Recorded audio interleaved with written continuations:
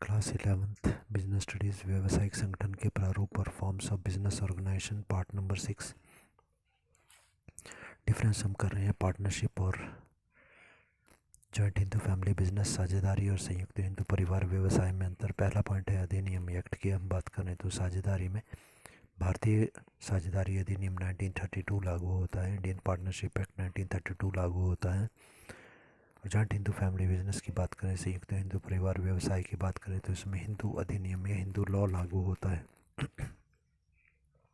Second point है ठहराव या फिर एग्रीमेंट। तो साझेदारी बिजनेस को स्टार्ट करने के लिए इस व्यवसाय की स्थापना के लिए ठहराव या समझौता अनुबंध जो है वो होना आवश्यक है। आपस में मालिक जो है इकट्ठे हो जाएं, आपस में कोई समझौता करना ही आवश्यक है। और ये समझौता जो है लिखित और मौखिक दोनों रूप में हो सकता है। For commencement of the business agreement between the partner is must they may be oral और in return. Joint Hindu family business की बात करते हैं तो इसमें ठहराव की कोई आवश्यकता नहीं होती, कोई एग्रीमेंट समझौता करने की आवश्यकता नहीं होती। जैसे ही कोई बच्चा परिवार में जन्म लेता है तो जन्म लेते ही वो बिजनेस का सदस्य बन जाता है। No need of the agreement, a child becomes a member as and when he is born in the family and he becomes the member. Third point हमारा है दायित्व या फिर लाइबिलिटी। सभी का दायित्व जो है यहाँ पर असीमित होता है। साझेदारी की यदि हम बात करें तो liability unlimited liabilities of all the members. Joint in the family की बात करें तो कर्ता का दायित्व जो है वो असीमित होता है, बाकी सभी का सीमित होता है। तो कर्ता को छोड़कर सभी का दायित्व सीमित होता है। Liability of all the members is limited except karta और मुखिया। फोर्थ पॉइंट हमारा है सदस्यों की संख्या, मैक्सिमम अधिकतम संख्या, maximum number of the members. यदि हम साझेदारी की बात करते हैं तो यहाँ पर अधिकतम संख्या जो है 50 तक की हो सकती है। संयुक्त हिंदू परिवार व्यवसाय की बात करें तो यहाँ पर परिवार के सदस्यों की संख्या पर कोई प्रतिबंध नहीं है, अधिकतम संख्या पर कोई प्रतिबंध नहीं है। जितने सदस्य हैं उतने तक हमारी संख्या हो सकती है, नो रिस्ट्रिक्शन। फिफ्थ पॉइंट है स्त्री पुरुष की सदस्यता, मेंबर्स मेल और फीमेल। पार्टनरशिप की हम बात करते हैं तो यहाँ पर स्त्री या कोई पुरुष जो है कोई भी इसका पार्टनर हो सकता है। बोथ मैन एंड वुमेन में B partners. Joint in the family business की बात करें तो मित्राक्षा व्यवस्था के अनुसार स्त्री सदस्य नहीं हो सकती। According to the Mitakshara system ladies can't be member. पंजीकरण की हम बात करें, रजिस्ट्रेशन की, सो साझेदारों व बाह्य व्यक्तियों पर अभियोग चलाने के लिए पंजीकरण आवश्यक होता है। पार्टनरशिप की हम बात करें तो यदि हम किसी साझेदार पर केस करना चाहते हैं या किसी बाहर वाले व्यक्ति पर केस करना चाहते हैं तो कंपनी को, फर्म को रजिस्टर करवाना ज़रूरी होता है। To sue against the partner और other parties registration is must. Joint Hindu family business की बात करें, संयुक्त हिंदू परिवार की बात करें तो इसमें हमारे को रजिस्ट्रेशन करवाना आवश्यक नहीं होता। सेवन्थ पॉइंट है अवयस्क साझेदारी, माइनर एज ए पार्टनर। अवयस्क माइनर का मतलब जिसकी आयु 18 वर्ष से कम की होती है। कानून की नज़रों में साझेदारी बिजनेस की हम बात करें तो कोई अवयस्क व्यक्ति माइनर जो है वो साझेदार नहीं हो सकता, क्योंकि उसको समझौता करने का कानूनी रूप से अधिकार नहीं होता।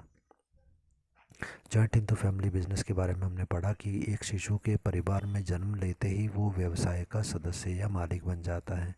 As a child takes birth in a family he becomes a member of a business. अगला है ऋण लेने का अधिकार, राइट टू टेक डिसीजन। साझेदारी व्यवसाय में जितने भी साझेदार हैं वो सभी मालिक हैं और सभी को अधिकार होता है कि वो संस्था के लिए ऋण ले सकते हैं। Any partner can take loan. जबकि संयुक्त हिंदू परिवार व्यवसाय की बात करें तो यहाँ पर ऋण लेने का अधिकार केवल मात्र मुखिया या कर्ता को ही होता है। Only karta has a right to take the loan. Ninth point है संचालन का अधिकार, right to operate, right to for the operation. प्रत्येक साझेदार को अधिकार होता है संचालन का, संचालन और चलाने का। बिजनेस को कैसे चलाना है वो अपनी मर्जी से बिजनेस को चला सकता है। तो प्रत्येक साझेदार को यह अधिकार होता है, every partner has a right to for the operation of the business. जबकि जॉइंट इन द फैमिली में बिजनेस बात करें ये केवल कर्ता को अधिकार होता है, only right to the karta is given here.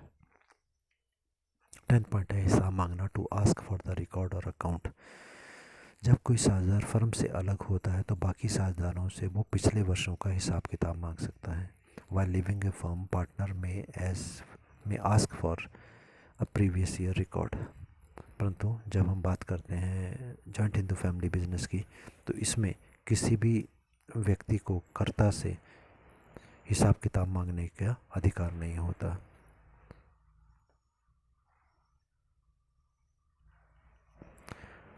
Record of the previous year can't be required from the karta by the members. Next point है मृत्यु का प्रभाव, इफेक्ट ऑफ द डेथ। जब किसी साझेदार की मृत्यु हो जाती है और मृत्यु होते ही हमारी साझेदारी संस्था जो है कानून की नज़रों में समाप्त हो जाती है, बंद हो जाती है। ठीक है। On the death of any partner firm gets dissolved. परंतु जॉइंट हिंदू फैमिली बिजनेस की बात करें, किसी सदस्य की मृत्यु का व्यवसाय पर कोई प्रभाव नहीं पड़ता। Death of any member does not effect the business at all. 12th point हमारा है स्थिति या फिर स्टेटस। व्यक्ति या मालिक जो होते हैं उनकी स्थिति क्या होती है, उनका स्टेटस क्या होता है। साझेदारी बिजनेस पार्टनरशिप में प्रत्येक जो मालिक होता है, सदस्य होता है, वो साझेदार कहलाता है। Each member is known as a partner. जब हम जॉइंट हिंदू फैमिली बिजनेस की बात करते हैं, यहाँ पर प्रत्येक सदस्य को सहभागी कहा जाता है। Each member of joint Hindu family is known as को पार्टनर। नेक्स्ट टॉपिक पर आते हैं, पॉइंट्स को नोट कर लीजिएगा। पंजीकरण ना कराने के प्रभाव, इफेक्ट ऑफ नॉन रजिस्ट्रेशन। यदि हम अपनी फर्म को रजिस्टर नहीं करवाते हैं सरकार के पास, तो इसका क्या प्रभाव होता है। पहला पॉइंट दिया गया, अन्य साझेदारों के विरुद्ध वाद प्रस्तुत करने का अधिकार ना होना।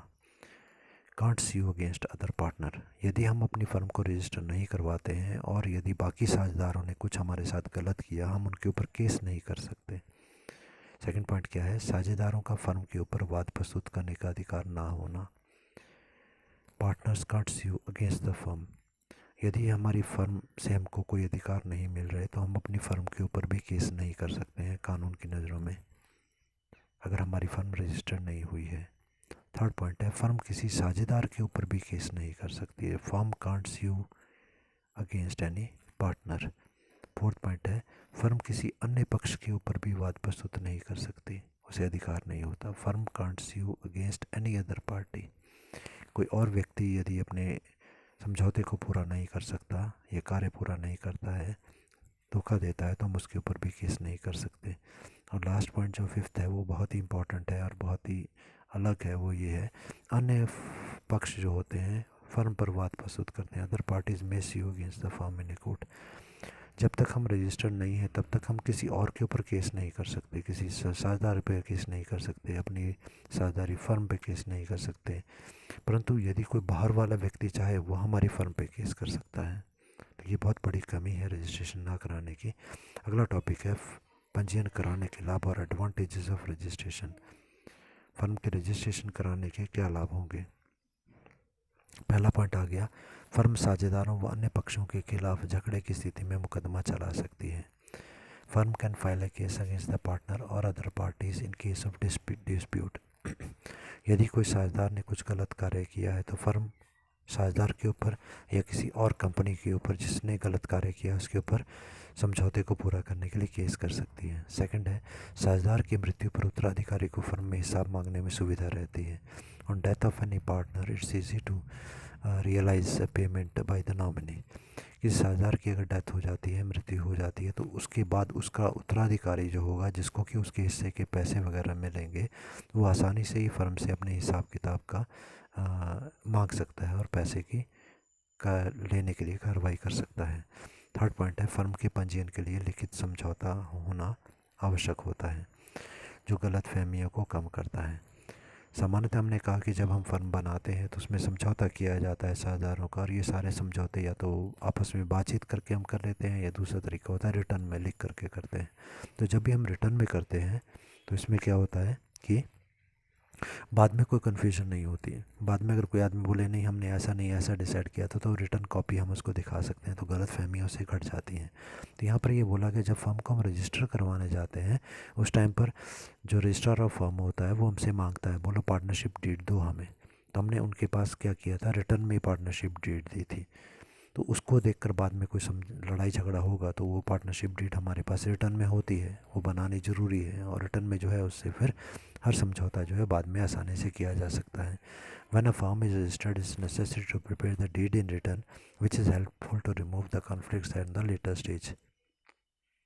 नेक्स्ट पॉइंट है बाहरी पक्ष सरलता से फर्म की आर्थिक स्थिति जान सकते हैं क्योंकि इसका विवरण हमारे को देना होता है. Other parties can easily know about the firms financial position because the financial record is submitted at the time of registration.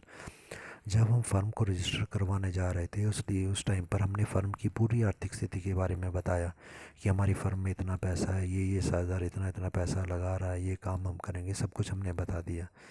अगर हम किसी फ़र्म के बारे में जानना चाहते हैं तो रजिस्ट्रार के पास सारा रिकॉर्ड पड़ा है, वहाँ से हम जान सकते हैं.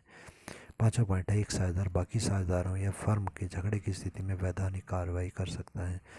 अगर बाकी साझेदार किसी एक साझेदार को हिस्सा नहीं दे रहे, लाभ में हिस्सा नहीं दे रहे या फर्म से कोई उसे शिकायत है तो उनके ऊपर वो केस कर सकता है. इन case of the dispute the partner can file suit against partner और द फर्म. 6 पॉइंट है साझेदार तीसरे पक्ष मतलब बाहर वाली किसी कंपनी पर अपने हित की रक्षा के लिए अभियोग चला सकता है, मतलब केस कर सकता है. Partner can file case against other parties to protect his interest. 7 point आता है फर्म में प्रवेश करने वाले साझेदार अपने अधिकार और लाभ के लिए वाद कर सकता है. अगर कोई नया साझेदार आया, उसको हिस्से का लाभ वगैरह नहीं मिल रहा तो वो केस करके भी अपने हिस्से का लाभ मांग सकता है. Incoming partner can file case against other partners for his right और शेयर इन द प्रॉफिट्स. 8वां पॉइंट है फर्म छोड़ने वाला साझेदार फर्म छोड़ने की सूचना देने के बाद फर्म के कार्य के लिए उत्तरदायी नहीं होता. Outgoing partner after giving notice of living the firm will not be held responsible for the liabilities of act of the firm. कहने का मतलब एक साझेदार जो हमारी फर्म को छोड़कर जा रहा है, संस्था को छोड़ के जा रहा है, और उसने अगर ये सूचना दे दी लोगों को कि भाई मैं संस्था को छोड़ के जा रहा हूँ, इस तारीख को जा रहा हूँ, तो उस तारीख के बाद फर्म जो मर्जी कार्य कर रहा है, फर्म को हानि हो रही है, लाभ हो रहा है, जो मर्जी हो रहा है, तो उसके लिए वो व्यक्ति फिर रिस्पॉन्सिबल उस तारीख के बाद नहीं होगा. ये हमारा पार्टनरशिप फर्म था. अब अगली टाइप की ऑर्गेनाइजेशन के बारे में हम पढ़ेंगे. जो हमारी ऑर्गेनाइजेशन या व्यापार जो होता है वो है सहकारी संगठन या cooperative organisation. So cooperative organisation क्या चीज़ होती है, जल्दी से हम एक दो लाइन में इसका मतलब समझते हैं, उसके बाद देखते हैं कि मीनिंग में हम क्या लिखेंगे. देखें, एक बात हम करते हैं. सपोज़ हम बात करते हैं कि फैक्ट्री में एक साबुन जो है वो 25 रुपये का बना. ठीक है, तो बना है तो फैक्ट्री वालों ने क्या किया कि वो साबुन थोक के व्यापारी या होलसेलर को बेचा. 25 का बना तो 50 में बेचा, 25 रुपये का लाभ कमा लिया फैक्ट्री वालों ने. ठीक है, अब 50 रुपये में बेचा थोक के व्यापारी को. अब थोक के व्यापारी ने 25 रुपये अपने जोड़ दिए और 75 रुपीज़ का उसे फुटकर व्यापारी को बेच दिया. अब फुटकर व्यापारी को 75 रुपीज़ का मिला तो उसने क्या किया कि 25 रुपीज़ अपने प्रॉफिट के जोड़े और 100 रुपीज़ का आगे और छोटे व्यापारी को बेच दिया. अब छोटा व्यापारी जो, उसने भी 25 रुपीज़ अपने जोड़े और 125 रुपीज़ का वो साबुन जो है वो ग्राहक को बेचा. कहने का मतलब जो साबुन फैक्ट्री से 50 रुपये का चला था वो 125 रुपये का जाकर ग्राहक को मिलता है. करीब करीब हम बात करें तो 75 रुपीज़ बीच के जो दुकानदार थे उन्होंने ही कमा लिए. तो इसलिए जो गरीब आदमी है उसको 75 रुपीज़ दुकानदारों को देने पड़ रहे हैं. इसकी जगह यदि एक ग्राहक सीधा ही फैक्ट्री में जाए और वहाँ से 50 रुपीज़ का साबुन ले ले तो उसको फ़ायदा रहेगा, क्योंकि उसके पड़ोस में जो दुकान है उसमें 125 का मिल रहा है और फैक्ट्री में 50 का मिल जाएगा. परंतु यहाँ पर एक समस्या आती है कि फैक्ट्री वाले हमारे को एक एक दो दो साबुन करके नहीं बेचते. वो बहुत बड़ी मात्रा में साबुन बनाते हैं, हज़ारों या लाखों साबुन वो एक साथ बनाएंगे और एक साथ ही वो बेचते हैं. वो बोलते हैं भाई एक साथ इकट्ठे साबुन इतने लेने हैं तो ले लो, नहीं तो नहीं. तो इसके लिए हम क्या करते हैं, मान लो हमारा गांव है और गांव में मान लो 10,000 आदमी रहते हैं. ठीक है, अब 10,000 आदमी रहते हैं और हर एक आदमी को मान लो कि हर एक आदमी के हिसाब से पूरे महीने भर में 5 साबुन लग जाते हैं. ठीक है, तो इसका मतलब ये हो गया कि 10,000 आदमी और 5 साबुन एक महीने के लगते हैं तो 50,000 साबुन जो है पूरे महीने के लग जाएंगे पूरे गांव में. तो गांव वालों ने, सभी गरीब लोगों ने आपस में मिलकर इकट्ठा सोचा कि हम ऐसा करते हैं, एक आदमी आपस में मिलकर पैसा इकट्ठा करो और एक आदमी को फैक्ट्री भेज देते हैं, वहाँ से जाके सारे गांव के लिए इकट्ठे साबुन ले आए, क्योंकि फैक्ट्री वाले 50,000 तो दे ही देंगे. तो सभी आदमियों ने पैसे इकट्ठे किए, उनकी तरफ से एक आदमी गया और फैक्ट्री से सीधा ही 50,000 साबुन ले आया 50 रुपीज़ के हिसाब से, जो कि यहाँ पर 125 का मिलना था. अब उसने ला करके सभी गांव वालों को 50-50 रुपये का वो साबुन दे दिया. या 5 रुपये किराए के भी जोड़ लो, आप ट्रांसपोर्टेशन के जोड़ लो, तो 50 की जगह 55 का पड़ गया। तो जो साबुन पहले दुकानदार हमारे को 125 का देते थे, वो साबुन अब हमारे को 55 रुपीज़ का पड़ रहा है। ये सभी ग्राहक, गरीब लोग आपस में इकट्ठे मिलकर जब सामान को क्रय करते हैं, ऐसे प्रकार के व्यवसाय को हम सहकारी संगठन कहते हैं, कोऑपरेटिव ऑर्गेनाइजेशन कहते हैं। तब देखते हैं मीनिंग को। कोऑपरेटिव ऑर्गेनाइजेशन का मतलब देखें आप, कोऑपरेटिव सहकारी, सहकारी मतलब सह पहले वर्ड है इसमें, सह का मतलब होता है साथ में, मिलकर, और कारिता का मतलब है, कार्य का मतलब होता है कार्य करना, मिलकर के कार्य करना या साथ मिलकर के कार्य करना। कोऑपरेटिव ऑर्गेनाइजेशन कैसे काम करती है वो मैंने थोड़ा सा समझा दिया एग्जांपल देके आपको। इस प्रकार के जो व्यवसाय था, इसकी शुरुआत जर्मनी में हुई। सहकारी साख समिति अधिनियम में, यह एक कानून जो बनाया गया था 1904 में बनाया गया, उसके बाद 1912 में इसको पूर्ण रूप दे दिया गया। तो इस वक्त जो कानून हमारा चल रहा है वो है कोऑपरेटिव सोसाइटीज़ एक्ट 1912, सहकारी संगठन अधिनियम 1912। इसकी जो स्थापना होती है, ऐसे प्रकार के व्यवसाय की स्थापना का उद्देश्य होता है लाभ कमाना, परंतु अपने सदस्यों की सेवा करना मुख्य। जितने भी हमारे मेंबर हैं उन सबकी सेवा करना, उनको कम कीमत पर वस्तुएं उपलब्ध करवाना, अच्छी किस्म की वस्तुएं उपलब्ध करवाना और दुकानदारों के शोषण से बचना। ये जो संस्था होती है ये स्वैच्छिक संघ होता है। मतलब यदि कोई हमारी संस्था या कंपनी या दुकान का मेंबर बनना चाहता है, सदस्य बनना चाहता है, तो वो अपनी इच्छा से आता है। इसलिए हमने कहा स्वयं की इच्छा से आता है, इसलिए स्वैच्छिक हो गया। संघ का मतलब है ग्रुप ऑफ पर्सन, कुछ व्यक्ति आपस में अपनी इच्छा से इकट्ठे हुए और ये दुकान शुरू कर दी।